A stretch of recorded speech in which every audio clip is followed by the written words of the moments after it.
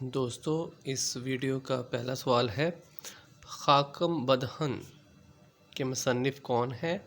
اس کا جواب ہے مشتاق احمد یوسفی۔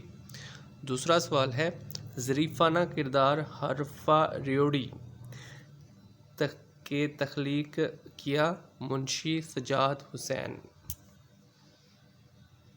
اگلا سوال وہ اسم جو مصدر سے بنا ہو کہلاتا ہے۔ اس کا جواب ہے اسم مشتق۔ میری یادوں کے چنار کے خالق ہیں۔ اس کا جواب ہے کرشن چندر۔ اگلا سوال ہے رسالہ معارف کا اجرا کہاں سے ہوا؟ اس کا جواب ہے اعظم گڑھ۔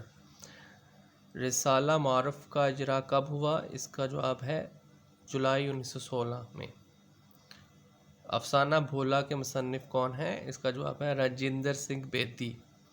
رسالہ گداز کا اجرا کس نے کیا؟ اس کا جواب ہے عبدالحلیم شرر نے۔ اگلا سوال کس